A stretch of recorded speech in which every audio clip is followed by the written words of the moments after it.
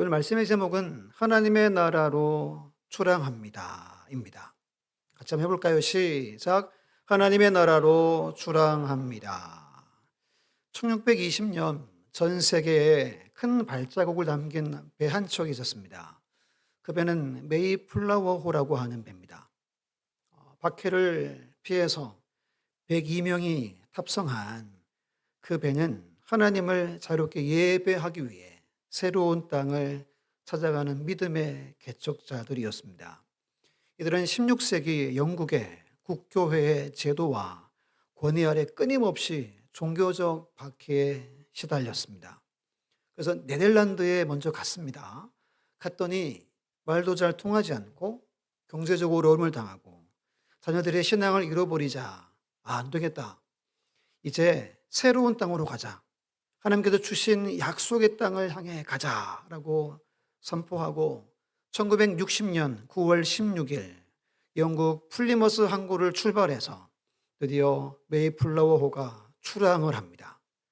102명의 성객과 약 30명의 선원이 이 배에 탑니다. 좁고 어두운 선창에서 66일간 대서양 횡단을 견뎌냅니다. 파도는 거셌고 식량은 부족했습니다. 그럼에도 마음에 새로운 땅을 향한 꿈과 비전이 넘쳐서 찬송이 멈추지 않습니다. 항해 중에 폭풍을 만납니다. 배가 부서지려고 합니다. 한 청년이 나무 기둥을 붙들고 뭐라고 합니까? 주여 함께 하소서라고 외칩니다. 그 기둥이 배를 지탱했고 사람들은 그 시간을 하나님의 손이 붙드셨다라고 고백을 했다고 합니다. 그리고 11월 달 드디어 북아메리카 케이프 코드 해안에 드디어 도착을 합니다. 근데 여러분 이들이 내리기 전에 한 서약서를 씁니다. 이렇게 기록합니다.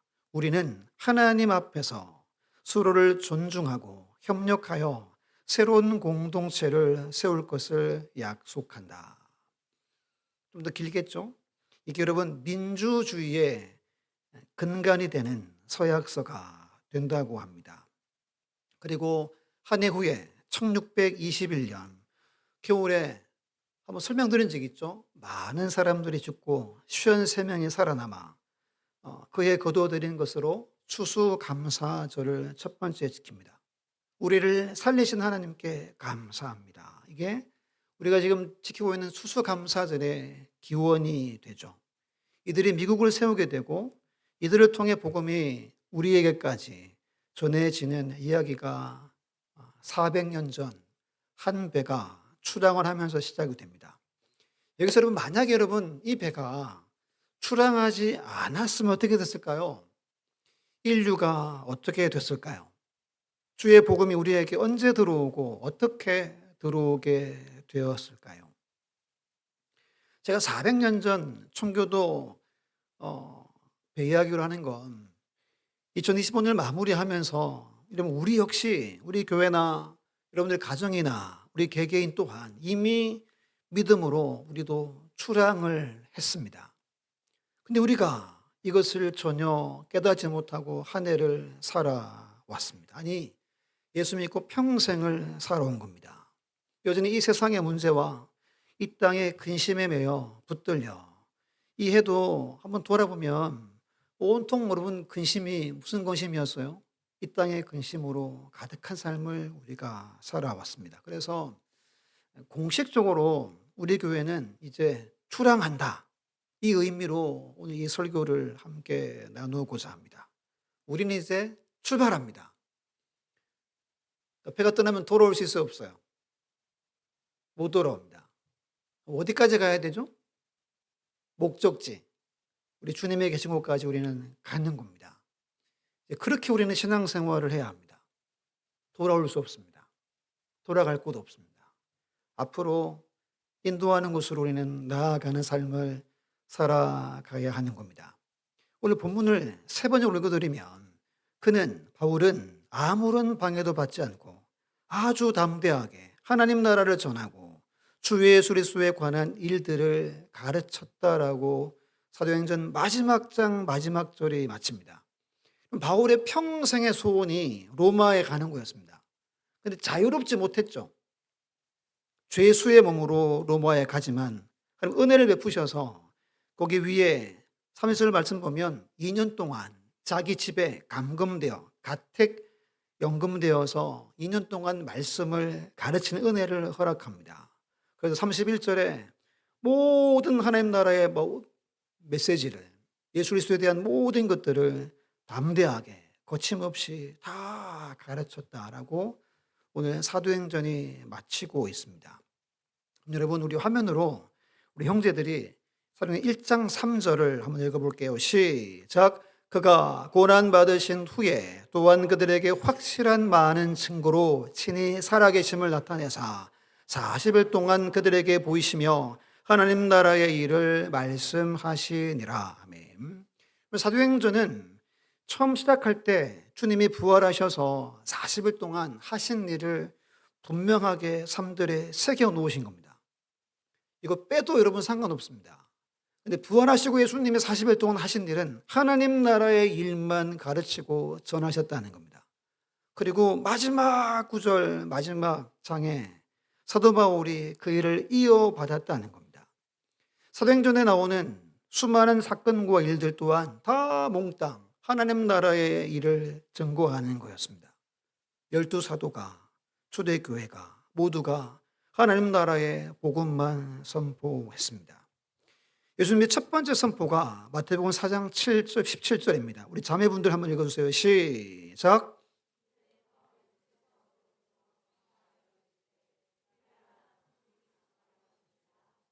아멘. 여러분, 예수님이 처음으로 설교하신 이야기가 이겁니다. 회개하라, 천국, 하나님 나라가 가까이 왔다. 이게 예수님의 첫 번째 설교의 메시지입니다. 누가 보면 4장 43절에 이렇게 말하면 예수께서 이르시되 내가 다른 동네들에서도 하나님 나라의 복음을 전하여야 하리니 나는 이 일을 위해 보내심을 받았노라 라고 분명히 말합니다. 내가 다른 일이 아니라 나는 하나님의 나라의 일을 위해 이 땅에 보내어졌고 나는 이것을 위해 조금도 쉬지 않고 다른 동네에 가서 그 복음을 가르치고 증거하겠다 라고 예수님이 말씀하고 있는 겁니다. 예수님의 3년 동안의 공생에는 오직 하나님 나라에 대한 메시지만 가르쳤습니다. 물론 여러분, 질병도 치유하고 귀신도 내쫓고 그 모든 목적이 뭐죠? 하나님 나라의 일들을 그들에게 보여주기 위해 하나님은 능력을 행하셨습니다. 예수님의 기도, 주기도의 앞부분을 제가 읽어드릴게요. 9절 10절 보면 그러므로 너희는 이렇게 기도하라. 기도의 모범이 주기도입니다.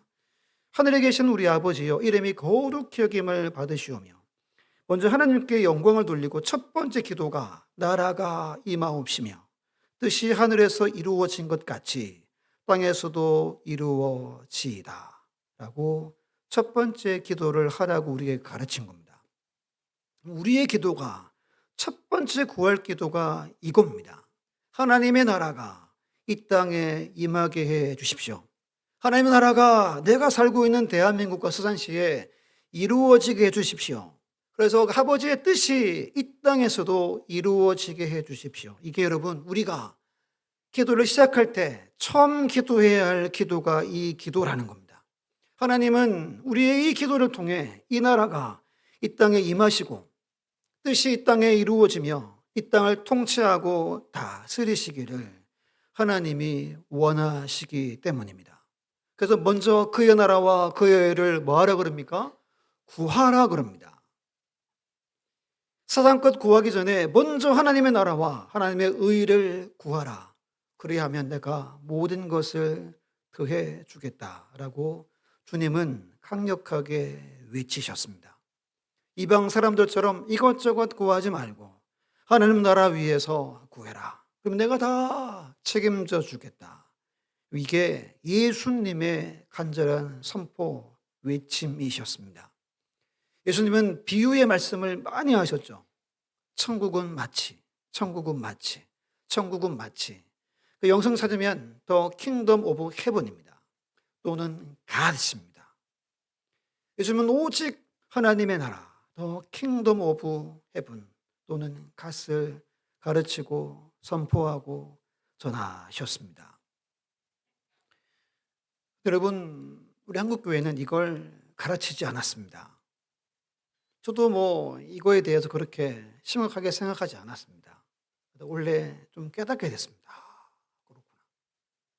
그럼 교회가 하나님의 교회고 하나님이 핏값으로 산 교회라고 하잖아요. 근데 이 교회가 하나님이 원하시는 방향으로 전혀 가지를 않는 겁니다. 동상 뭐라 그러죠? 이몽인 겁니다. 하나님이 얼마나 가슴이 답답하고 주님이 얼마나 가슴이 아프겠습니까? 이걸 위해 십자가 돌아가시고 피를 다 흘리셨는데 한국 교회나 전 세계 교회도 마찬가지인 것 같아요. 목사나 성도나 다른 일에 분주하고 다른 것만 바라보고 일평생을 신앙생활한다고 우리가 달려온 겁니다. 이게 너무 가슴이 아팠습니다. 너무 안타까웠습니다. 원망도 되죠. 왜 우리 선배들은 이걸 위해 교회에서 안 가르쳤을까? 안 그렇습니까? 열심히 살았잖아요. 열심히 산 게 다 방향이 잘못된 삶을 우리가 살아왔던 겁니다. 또 17장 20절 21절에 말합니다. 바리새인이 찾아와서 예수님께 묻습니다. 하나님 나라가 어느 때 임합니까? 하나님 나라가 볼 수 있게 임합니까? 어떻게 됩니까? 라고 하자 예수님이 볼 수 있게 오는 게 아니래요. 여기 있다 저기 있다고도 못하리니 하나님 나라는 너희 안에 있다라고 분명히 말합니다. 여러분 믿습니까? 우리 안에, 제 안에 하나님 나라가 이미 있습니다. 믿습니까? 여러분 안에 하나님 나라가 이미 형성되어서 이 나라가 내 안에서 계속 꿈틀꿈틀대고 이것이 나를 움직이고 이것이 나의 가치관과 나의 삶을 지배하고 살아가게 하나님이 이미 일하셨다는 겁니다. 그래서 우리가 이것을 까맣게 잊어버리고 다 이걸 억누르고 우리가 신앙생활을 열심히 최선을 다해 달려온 겁니다. 그럼 몇 구절을 하나님은 성경은 분명히 들어가지 못하는 자들에 대해서 분명히 말합니다. 누가복음 18장 16, 17절에 예수께서 그 어린 아이들을 불러 가까이 하시고 이르시되 어린 아이들이 내게 오는 것을 용납하고 금하지 말라. 하나님의 나라가 이런 자의 것이니라. 같이 가볼게요. 17절 시작. 내가 진실로 너희에게 이르노니 누구든지 하나님의 나라를 이 어린아이와 같이 받아들이지 않는 자는 결탄코 거기 들어가지 못하리라 하시니라. 아멘. 어린아이들처럼 하나님 나라가 임했다. 하나님 나라로 살아라. 알겠어요. 그 나라 임함을 믿습니다. 하고 받아들이지 않는 자는 뭐라 그럽니까? 결단코 거기에 들어가지 못하리라. 라는 무서운 말씀을 예수님이 직접 우리에게 남기셨습니다. 예수를 믿는 첫 번째 이유가 뭐죠? 우리 친구들 예수님 믿는 첫 번째 이유가 뭐지? 천국 가는 겁니다. 하나님 나라 가는 거예요. 근데 어린아이처럼 순수하게 이걸 받아들이지 않고 내가 다른 마음과 다른 계획으로 열심을 다해 살아가는 자는 결단코 거기에 들어가지 못한대요. 평생 교회를 다니고 평생 예수 믿는다고 직분받고 살아도 못 들어갈 수 있다는 말씀을 예수님이 직접 말씀하신 겁니다. 당시 바리새인들, 율법에 정통하고 성경을 다 암송하고 살아가는 금식하고 11조하고 모든 걸 다 하는 그들에게 주님이 말씀하신 것을 우리는 기억해야 합니다. 나는 그러면 과연 어떻게 살아가는가? 나는 그러면 진짜 내 안에 그 나라가 이미 있고 나는 죽으면 그 나라에 정말 갈 수 있는가? 진지하게 돌아보셔야 하는 겁니다. 마태복음 7장 21절을 크게 한번 읽어볼게요. 시작. 나더러 주여 주여 하는 자마다 다 천국에 들어갈 것이 아니요 다만 하늘에 계신 내 아버지의 뜻대로 행하는 자라야 들어가리라. 아멘. 주여 주여 아무리 외쳐도 못 들어간대요. 못 들어갑니다. 하늘에 계신 아버지의 뜻대로, 즉 앞에서 그분의 나라가 이 땅에 임하고 뜻이 내 삶에 이루어지며 내가 그것을 위해 살아가는 자가 천국에 들어가는 자다라고 분명히 말씀하고 계신 겁니다. 우리 자녀가 다 예수 믿고 천국 가길 바라지만 여러분 아들, 딸들이 타지에 가서 자기 뜻대로 살고 마음대로 살고 부모들한테는 교회 잘 가고 있어. 못 간다는 겁니다. 주의 뜻대로 행하지 않는 자는 들어가지 못한다. 열심히 우리를 들어가지 않습니다. 아무리 주여 주여 불러도 들어가는 것이 아니라고 분명히 말합니다. 아버지의 뜻대로 행하는 자라야 들어갈 수 있다. 우리 부활자인 고전 15장 50절에 말합니다. 형제들아 내가 이것을 말하노니 혈과 육, 살과 피, 즉 육신을 말하죠. 썩어질 육신으로 하나님의 나라를 이어받을 수 없다. 또한 썩는 것은 썩지 않은 것을 위협으로 받지 못한다라고 말합니다. 즉 영으로 살지 않고 육의 소욕을 따라 살아가면 나의 쾌락과 내가 원하는 삶을 살아가면 내가 정한 버킷리스트를 이루기 위해서 몸부림치며 살아가면 그분의 나라를 이어받을 수 없다라는 겁니다. 하나만 더 볼게요. 우리 고린도서 6장 9절 10절 같이 읽습니다. 시작. 불의한 자가 하나님의 나라를 유업으로 받지 못할 줄을 알지 못하느냐.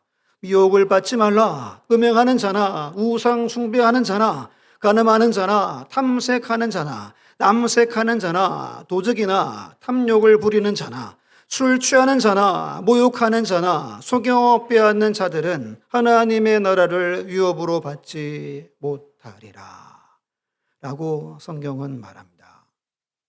이 중에 우리가 속한 것들이 있을 수 있는 말씀들이 보이잖아요.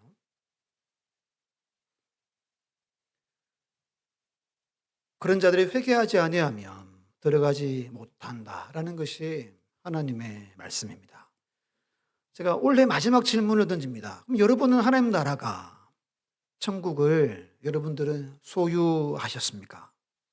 여러분 안에 하나님 나라가 있습니까? 여러분 하나님 나라에 들어갈 수 있겠습니까? 앞에서 드렸던 말씀을 읽어드렸던 그 말씀을 빗대어서 살펴보셔서 들어갈 수 있겠습니까? 우린 이를 위해 살아가야 하는 자들로 부름을 받았습니다. 이게 영순위입니다. 영순위. 그리고 1순위, 2순위가 정해져야 하는 겁니다.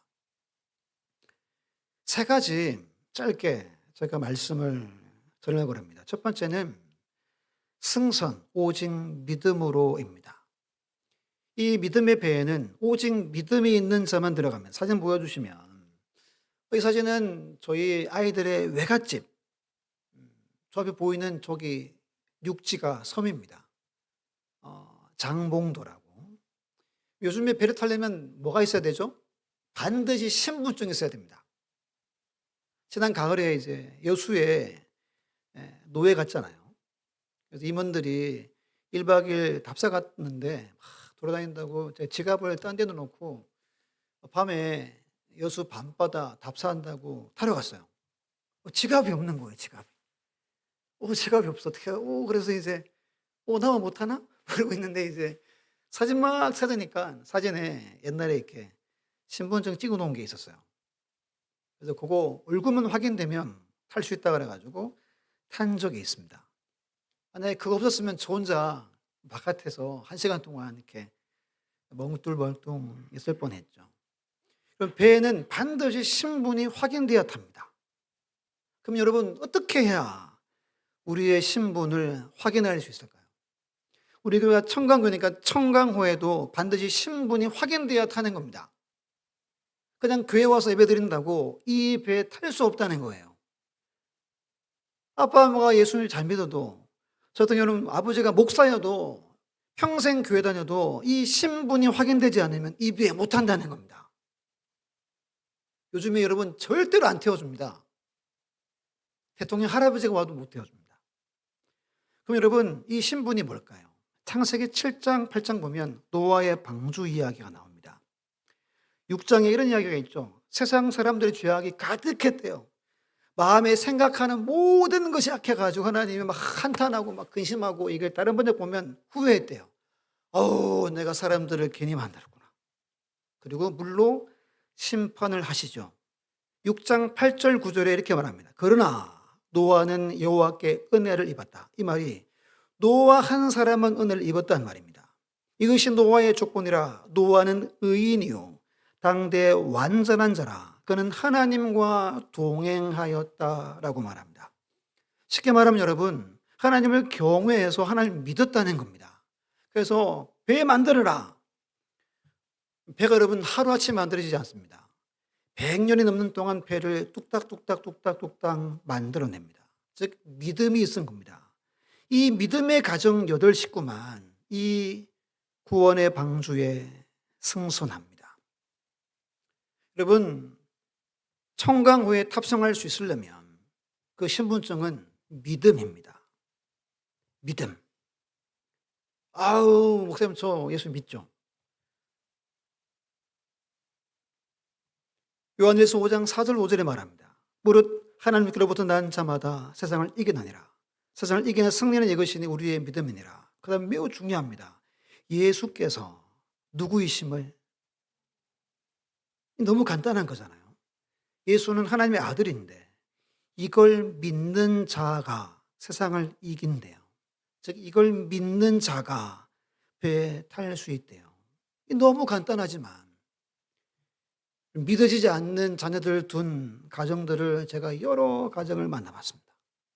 그 아이들이 뭐 악하거나 못됐거나 뭐 어릴 때부터 교회를 안 다니거나 하지 않았습니다.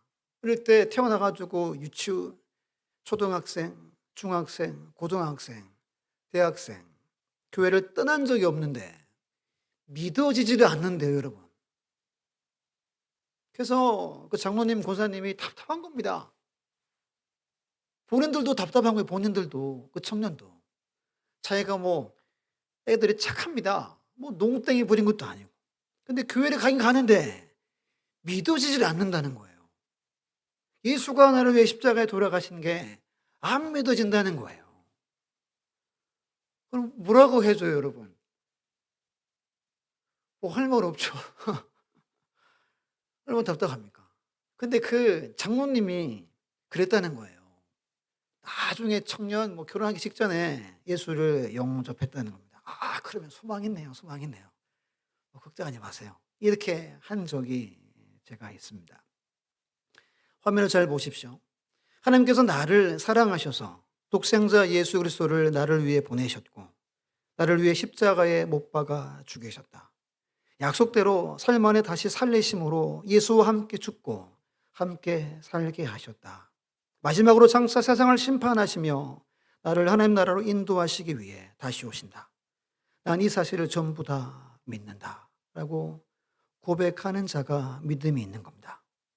억지로 시켜서 아멘해 아멘해 이게 아니라 긴가민가 해서 믿는 것도 아니라 진짜 내 마음에서 저는 믿습니다.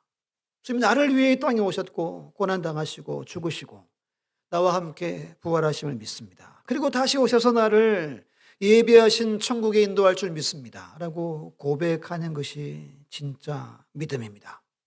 이 믿음은 칼이 목에 들어와도 믿는 고백을 할 수 있는 믿음을 뜻하는 겁니다. 그냥 한번 고백해 보세요. 고백한다고 믿는 게 아닙니다. 그리고 빌립보서 3장에서 바울은 말하죠. 그러나 무엇이든지 내게 유익하던 것을 내가 그리스도를 위하여 다 해로를 여길 뿐더러 또한 모든 것을 해로 여김은 내 주 그리스도 예수를 아는 지식이 가장 고상하기 때문이라. 내가 그를 위하여 모든 것을 잃어버리고 배설물로 여김은 그리스도를 얻고 그 안에서 발견되려 함이니 내가 가진 의는 율법에서 난 것이 아니요 오직 그리스도를 믿음으로 말미암아 온 것이니 곧 믿음으로 하나님께로부터 난 의라라고 말합니다. 1년 동안 우리가 열심히 헌신하고 노력했습니다. 그리고 부서 보니까 얼마나 아꼈는지요. 분명히 예산은 훨씬 많은데 그렇게 아껴 살았더라고요. 아끼고 아껴가지고 저렇게 해가지고 한 해를 열심히 살았습니다. 근데 그 열심으로 우리가 구원받지 못합니다. 우리의 노력이나 어떤 공로로 구원받지 못합니다. 율법으로 우리는 특히 내 의로는 천국에 못 갑니다. 오직 그리스도를 믿는 그 믿음으로 하나님이 우리에게 부여하신 그 의로만 우리가 승선할 수 있습니다. 만약 여러분 지금 이 말씀을 들으면서 나는 잘 모르겠는데 내일 만약에 죽으면 내가 천국 못 가겠는데 라고 하시는 분들은 이 밤을 그냥 보내지 마시고 기도하십시오. 내게 믿음을 주십시오. 저도 예수님 믿기 원합니다. 내 인생 다시 새롭게 거듭나길 원합니다. 간구할 수 있는 이 마지막 날 밤 되시기를 예수님의 이름으로 축원합니다. 두 번째입니다. 함께 읽어볼게요. 시작. 운항 오직 성경과 성령으로.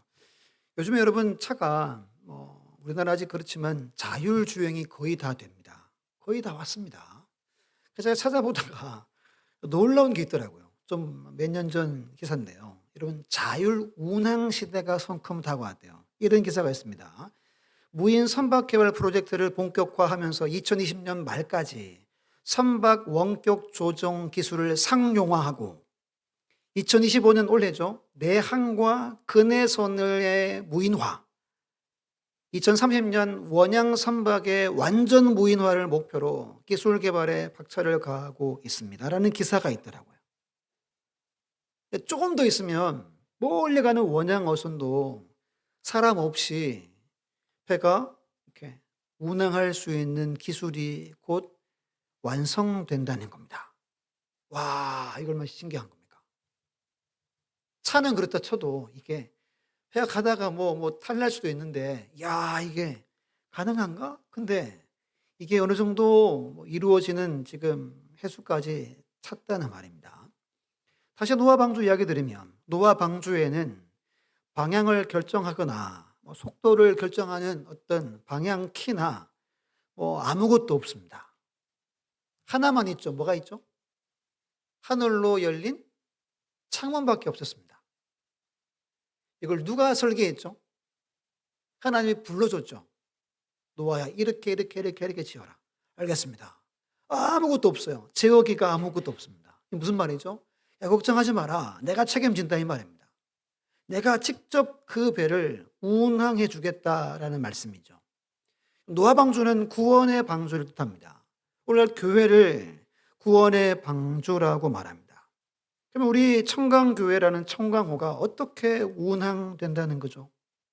하나님이 하신다는 결론입니다. 시편 107편에 이런 말씀이 있습니다. 그들이 평온함으로 말미암아 기뻐하는 중에 여호와께서 그들이 바라는 어디로?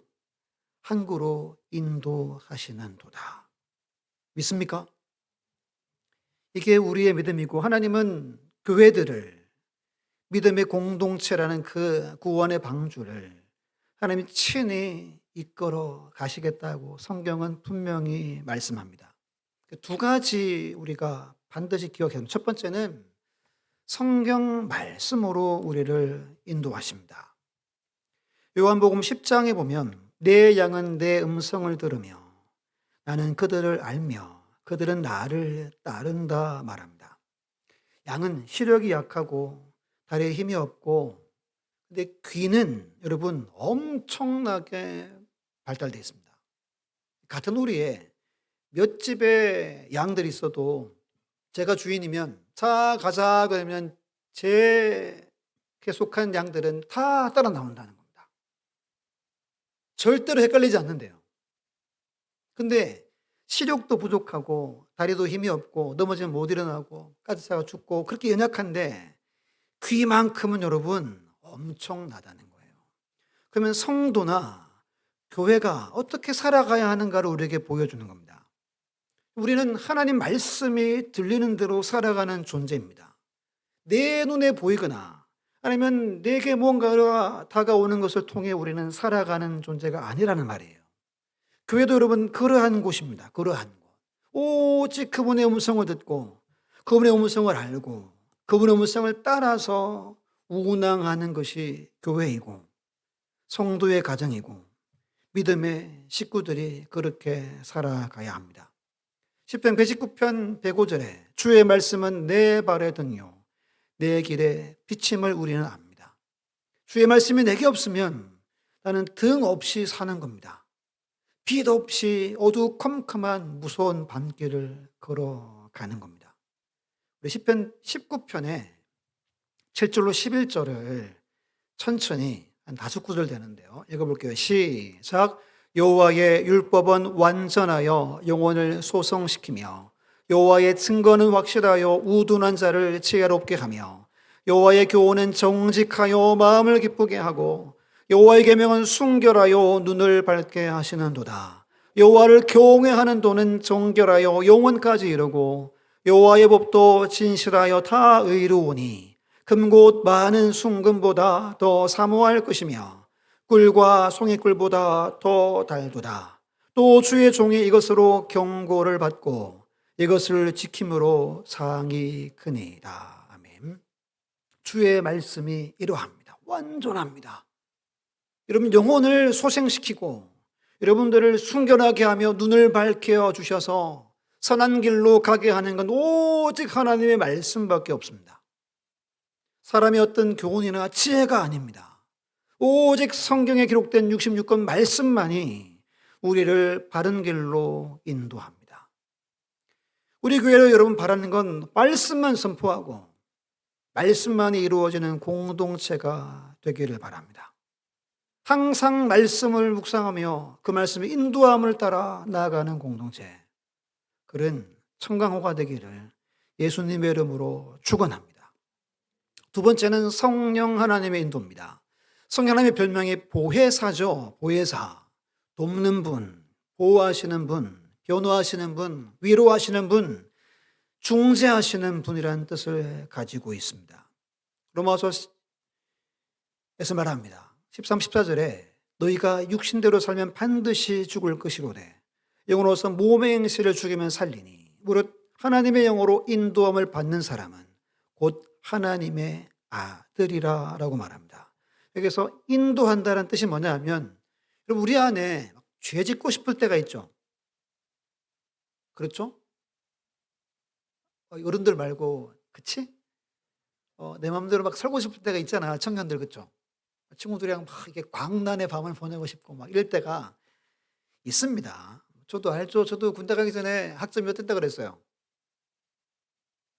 CD, FF로 했다 그랬죠. 2학년 2학기 CD, FF하고 이게 성적표 숨기고 갔는데 휴가 오니까 성적표가 피아노에 딱 있었다 그랬죠. 숨길 수 없습니다. 여기서 인도한다는 건 내가 막 죄로 살고 싶고 육신에 막 굴복돼 가지고 살지 않도록 인도한다는 거예요. 그러니까 여러분 내 힘으로 내가 뭐 주의 아들 딸처럼 살 수 없잖아요. 근데 이게 성령님이 죄에게 굴복하지 않도록 육신에 굴복하지 않도록 거룩하게 살아가도록 우리를 성령님께서 인도하신다는 겁니다. 여러분 지금은 집에 안테나가 없죠. 옛날에 제 기억에도 지붕에 가끔 올라가가지고 안테나 이렇게 만지고 방향 틀어가지고 다시 이렇게 철사로 막 고정하고 그랬던 적이 있었습니다. 그래서 TV가 안 나오고 그러면 막 소리치죠. 너한테 묻죠. 아버지가. 오성환아 그러면 나와요 안 나와요 그러면 이제 막 이렇게 돌려줍니다. 말씀과 성령이 안테나입니다. 다른 걸로 하면 주파수가 있죠. 라디오 주파수가 있잖아요. 주파수를 잘 안 맞추면 안 잡힙니다. 제가 서산에 와가지고 보통 이제 다른 지역에서는 교회 차든 제 차든 극동방송 보통 딱 맞춰놓습니다. 서산에서는 이게 안 잡힙니다. 제 차만 그런 건가요? 그래서 아예 라디오도 안 켜고 안 켜고 다닙니다. 주파수를 맞추고 안테나가 여러분 고정이 되어 있어야 됩니다. 그래야 하나님이 언제든지 말씀하는 걸 여러분들이 깨닫는 거예요. 여러분 성경을 늘 통독해야 되고 엎조리는 게 우리 안테나이고 주파수입니다. 늘 하나님을 기억하며 살아가는 삶이 주파수를 맞추는 겁니다. 그러면 다른 사람을 못 듣습니다. 말씀대로 살고 주파수를 세우고 안테나를 세운 사람은 아는 거예요. 이런 분들은 담대하게 인생을 사는 겁니다. 왜? 하나님 내게 보여주셨고 말씀해 주신 것이 있는 거예요. 그럼 교회는, 구원의 방주는 이 두 가지로 운항합니다. 하나님 말씀과 성령의 인도하심으로 운항하는 거예요. 한 번 더 시편 107편 30절 있습니다. 시작. 그들이 평안함으로 말미암아 기뻐하는 중에 여호와께서 그들이 바라는 항구로 인도하시는도다. 믿습니까? 우리 교회라는 방주가, 여러분 가정이라는 방주가, 개인의 그 방주가 반드시 항구로 인도될 줄 믿으시기를 예수님의 이름으로 축원합니다. 마지막 세 번째입니다. 같이 읽어볼게요. 시작. 운동, 하나님 나라 운동을 합시다. 요즘 운동이 엄청 열풍이죠. 무슨 운동이 열풍입니까? 이렇게 뜀박질 하는 거죠. 유식한 말로 뭐 러닝이라고 이렇게 이야기합니다.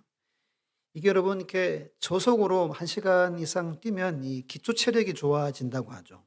그리고 이 뇌과학자들은 뇌가 살아난대요.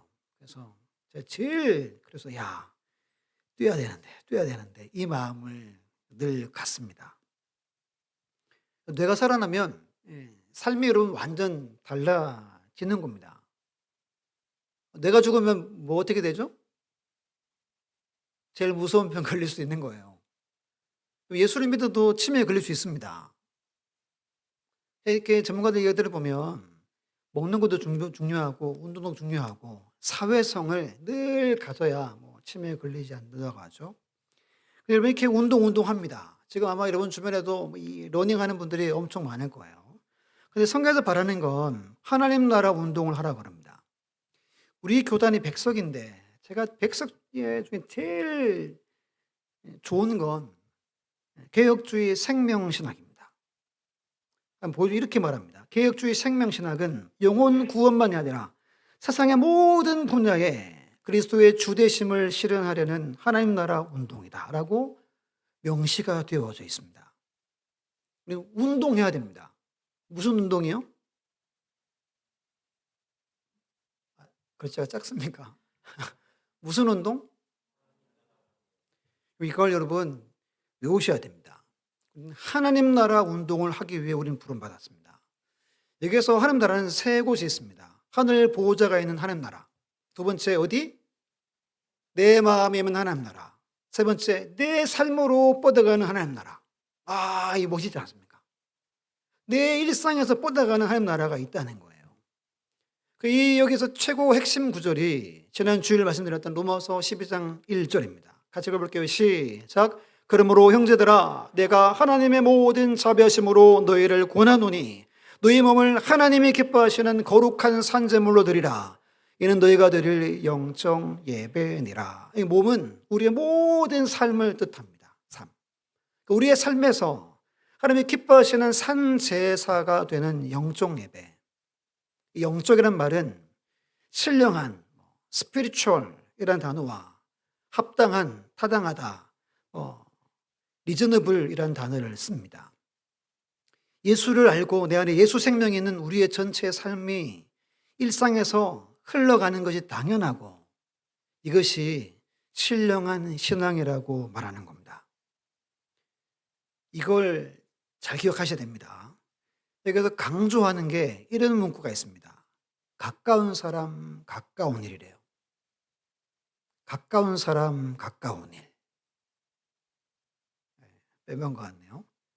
따라합니다. 가까운 사람, 가까운 일. 이건 꼭 기억하시고 가야 됩니다. 이 운동이 다른 게 아니라 가까운 사람에게 하는 운동, 가까운 일을 하는 겁니다. 고로새 3장 22, 23절을 보면 종들아 모든 일에 육신의 상전들에게 순종하되 사람을 기쁘게 하는 자와 같이 눈가림만 하지 말고 오직 주를 두려워하여 성실한 마음으로 하라. 무슨 일을 하든지 마음을 다하여 주께 하듯 하고 사람에게 하듯 하지 말라. 일상에서 우리 학교에서 공부를 하건 아니면 직장에서 돈을 벌건 아니면 알바를 하건 우리는 가까운 일 하는 겁니다. 주인이 종에게 뭘 시키겠습니까? 중요한 일도 시키지만 하찮은 일 시킬 때가 있겠죠. 이것조차 죽게 하듯 하는 게 하나님 나라 운동이라는 겁니다. 일상에서 내가 맡은 일에 성실하는 겁니다. 진실되게 사는 겁니다. 이거 여러분 하나님이 다 보십니다. 그리고 때가 되면 다 갚아줍니다. 이거 우리 학생들, 청년들 잘 들어야 됩니다. 내가 머리 잘 굴리고 이거 하나님이 다 합니다. 제가 한 말씀드렸죠. 제가 진짜 단순한 사람입니다. 그렇게 살았고 시키는 거 진짜 마음 다해서 하는 스타일입니다. 저를 책임져 주신 겁니다. 저를. 자신 있게 말할 수 있습니다. 이거 엄청 중요합니다. 내 맡은 거 어디에서건 꾀부리지 않고 하는 겁니다. 이게 가까운 일이에요. 이거 하면 하나님이 책임져 주는 겁니다. 두 번째는 이건 같이 한번 읽어볼게요. 마태복음 5장 23, 24절에 시작. 그러므로 예물을 제단에 드리려다가 거기서 내 형제에게 원망 들을 만한 일이 있는 것이 생각나거든 예물을 제단 앞에 두고 먼저 가서 형제와 화목하고 그 후에 와서 예물을 드리라 말합니다. 예배드리러 왔는데 근데 무언가 불편한 관계에 있는 사람들이 있는 거죠. 그러면 그걸 멈추라는 거예요. 예배 드리지 말고 먼저 해결하고 말하는 겁니다. 여러분, 먼 사람들 도와주는 거는 우리가 쉬워요.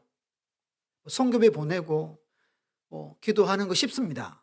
그런데 가까운 사람 섬기고 기도해 주는 게 어려울 수 있는 거예요. 우리는 가까운 사람과 가까운 일을 죽게 하듯 하는 게 하나님 나라 운동이래요. 이게 수평적으로 해야 할 운동이래요. 직장에서, 학교에서 내가 어디를 가나 만나는 모든 사람들에게 내가 맡은 일, 가까운 사람에게 이 운동을 하는 겁니다. 하나는 우리 자녀들, 다음 세대, 후배들에게 아래로 하는 운동이 있대요. 모세가 여호수아를 세웁니다. 엘리야가 엘리사를 세우죠. 바울이 누구를 세우죠? 디모데를 세웠습니다. 이 운동은 멀리지 않습니다. 여러분들을 부르신 곳에 가까운 사람, 가까운 일, 맡기신 어린 주일학교 아이들 한 영혼, 우리 손 자녀들, 후배 집사님, 후배 권사님을 사랑하고 섬기고 기도해 주는 겁니다. 이게 옆으로 하나님 나라를 세우고 아래로 퍼져가는 겁니다. 특히 우리 자녀들을 믿음으로 세우는 겁니다. 이 말씀을 다 전했습니다. 오늘 이 예배는 중요한 의미가 있는 예배입니다. 우리는 출항합니다. 출항합니다. 떠난 저 육지 이제 못 돌아옵니다. 이 각오로 우린 신앙생활 하는 거예요. 이 각오로. 말씀, 성령의 인도함을 따라서. 아까 그림 보여줬잖아요. 기둥 붙잡고 도와달라고. 그런 일들이 올 수도 있습니다. 하지만 시편 107편 말씀처럼 반드시 항구에 우리를 인도하십니다. 옆으로 그리고 아래로 가까운 일, 가까운 사람. 무슨 운동이요? 이 운동을 할 수 있는 우리 교회가 되기를 간절히 바랍니다. 이게 하나님이 가장 원하시는 운동입니다.